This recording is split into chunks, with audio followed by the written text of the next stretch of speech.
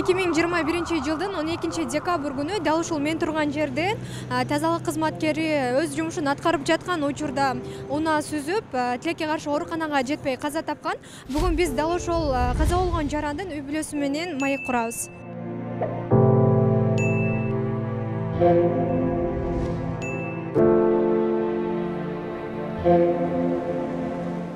Skörge келгенде biraz canı var ekenler. Turanda hareket kılıp bırak balisa jetpey skörge gazı oldu. Bayquşum бүктөлүп эле жатып, ошо бойдон жан бериптир да. Мына жерге чейин учуп келип түшкөндөр, мына бардырга берге бети менен түшкөн. Бардырдын кызына, куду ушул жерге. Жетпейм, көз барында жетпей калдым, ошол арманда өлүм болду. Мага бир адамдын өлүмү элимиң менен турбайт да. Машина келип токтосо деле атасы келип калабы деп жүгүрүп чыгат, атам гана дешип.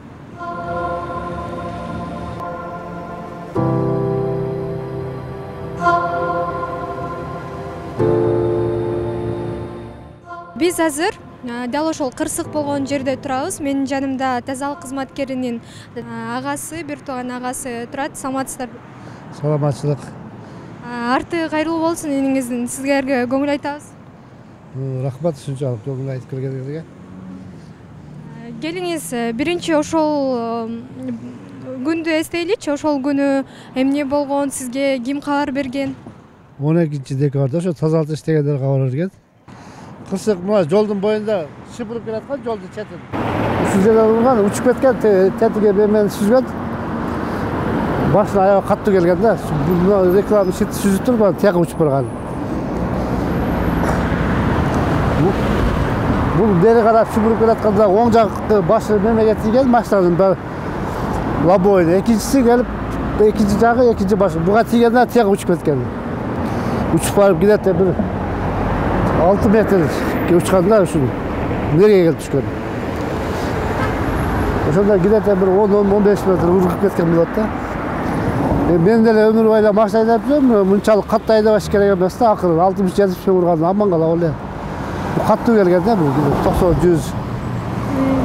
Анан кылмышка шектүү, башкача айтканда, ошо уруп кеткен адамдар тарабынан кандай иш козголду? Азырынча белгисиз, алар отурат тиякта. Сиздер менен байланыштыбы? Байланышып атат. Жаш бала экен, 34 жашта. 24 жашта. 24 жашта. Артында канча бала калды? Үй бүлөсү бар болчу да, Инин артында үй бүлөсү бар болчу, 6 баласы калды. Эң чоңу 16да, кичинекейи 2,5 жашта.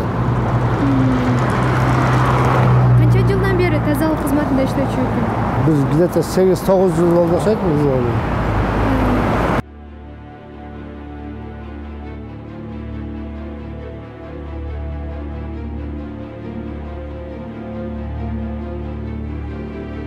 Үйүндө жаш кетти. Артында 6 баласы бар. Öyle 3 жыл болот. Şu машина айдап кетип атып, өткөн сайын эстейбиз. Şu жерде каза болуп калды.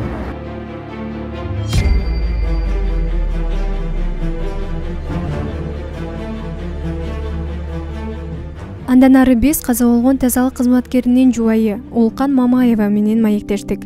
Ал ошол каргашалуу күнү жолдошу кадимкидей эле жумушка кеткенин айтып ыйлады.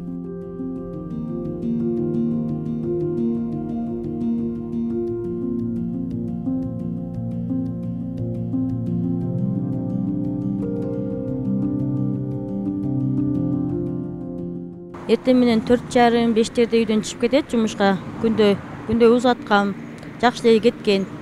Ошо күнү воскресенье болуп, мен да жумушка чыкпай калгам да. Мен дагы ошо келчүмүн. Воскресенье күнү мен жака айлык жазылбагынан жумушка чыкпаганмын. Ал 5:30-да чыгып кеткен, воскресенье деп.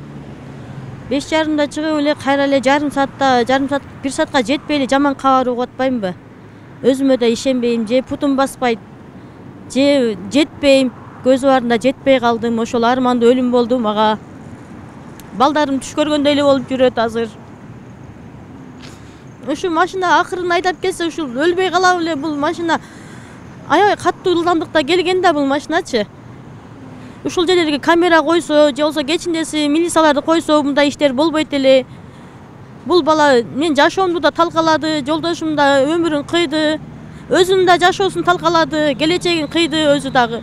балдарымды атасыз калтырды. Ушу жакшыраак жазалансын, ушу жазасын алсын демекмин ушуну. Канча балаңыз бар? 6 балам бар. Эң улусу жазда эми 17-ге чыгат. Кичүүсү кече 1 ай болду 3-кө чыкканына. Ушу 6 балам менен калдым. Ошол кырсык болгон күнү тазалык кызматкеринин үстүндө жилеткасы болот да, анан күйөөңүз кийди экен ошону, жолдошуңуз? Жилеткасы бар, кийген экен, ошол тарткан немеде жүрөт, жилеткасы кийилип эле турат. Бутунда бут кийимдери жок, байкуштун башындагы кийимдери баары учуп кеткен. Байкуштун бүктөлүп эле жатып, ошол бойдон жан бериптир да. Скорый келгенде жан берген экен. Скорыйда кеч келген да, эртерээк келсе ушу байкуштун жанын аман алабы эле деп армандуу өлүм болду мен үчүн.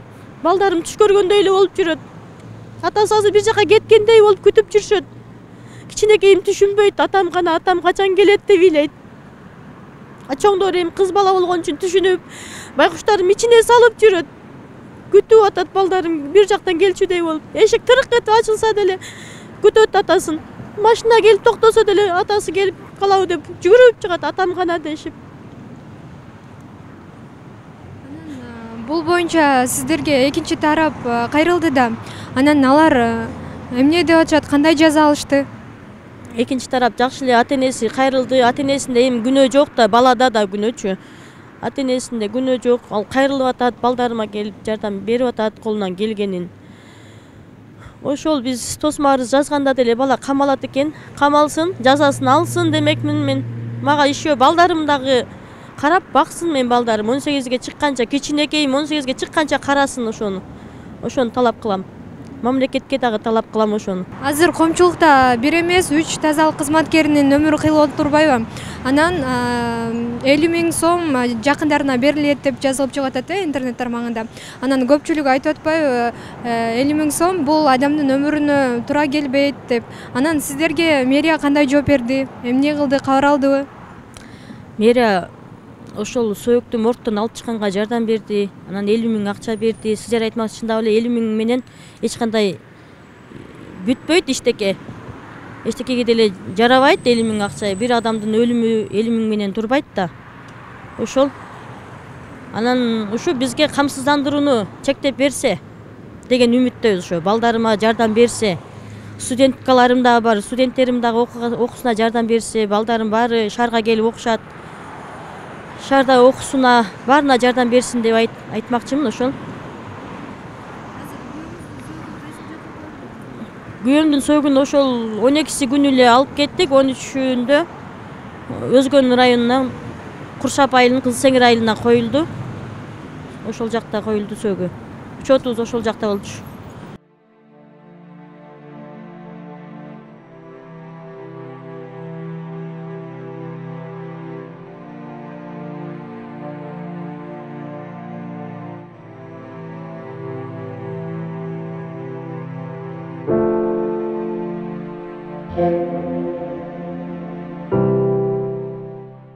Быйыл жайындасы 2 уулубузду сүннөткө отургузабыз дегенбиз. Ал тилектерине жетпей калды. Өзүм окубай калгам деп, кыздарынын окутам дейт эле, ушу чоң кызым студент эле, ушу колледжде. Ошол армандарына жетпей калды. Жок дегенде бир кызын турмушка узатып тоюн көрүп калса деле, же болбосо балдарын деле сүннөткө отургузуп ошонун тоюн көрүп калса деле арманым жок эле да. Мен үчүн армандуу өлүм болду да булчу. Түшүмө да кирбей турган жашоо болду мен үчүн.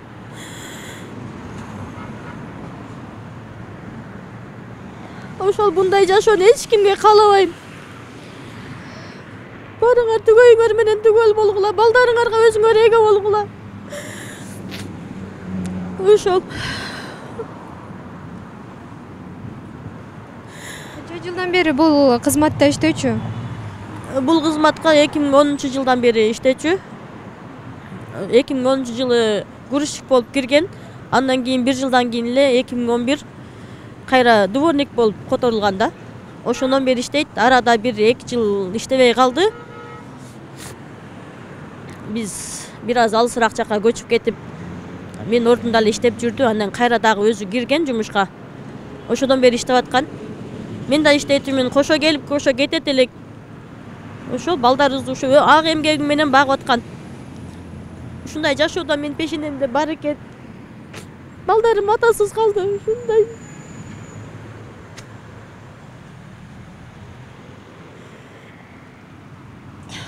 Ошол. Жолдошуңуздун мүнөзү кандай болчу? Балдарынан кандай ата болчу? Балдарына жакшы ата болчу. Эч бир катты сүйлөбөйт эле, көчөдө бирөө деле кагып силкеп урушса деле унчукпай күлүп коюп кутулуп кетет эле.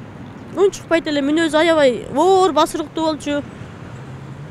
Эч кимге жаман сүйлөбөйт эле, бирөөнү сөкпөйт эле. Жакшы кишинин өмүрү кыска деген ушу экен да. Ушу жакшы жолдош болчу мага. Эч сөкпөйт эле, урбайт эле, балдарга аябай жакшы ата эле. Балдарым сагынды.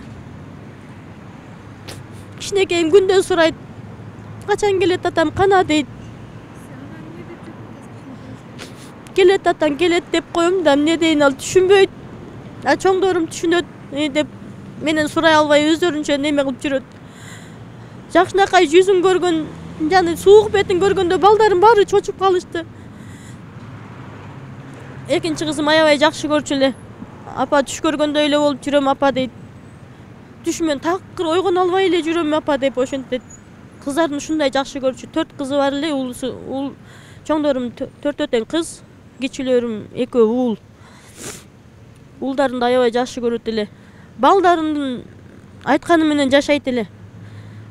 Балдары каяка алып чык, бияка барабыз, ойноп келебиз ата десе боптур деп, бир айда 2-3 жолу болсо дагы ойнотуп келет эле. Жаңы жылда кандай пландарыбыз бар эле.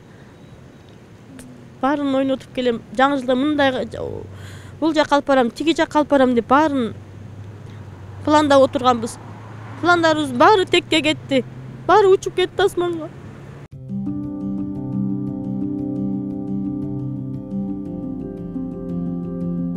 Ушул эми мэрия ушу 50 000 берип эле болду кылган атат да.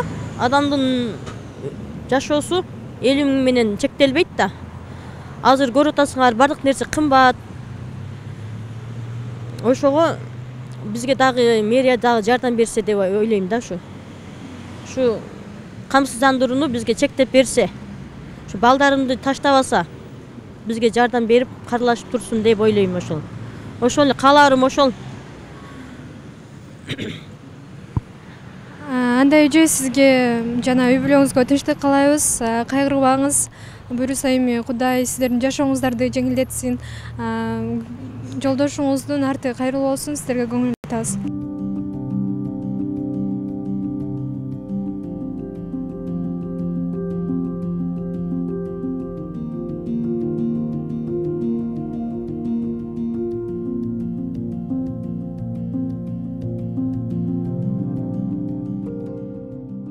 Бул окуя боюнча тазалык ишканасынын техникалык коопсуздук кызматкери Жолдошбек Жуматаев менен байланыштык.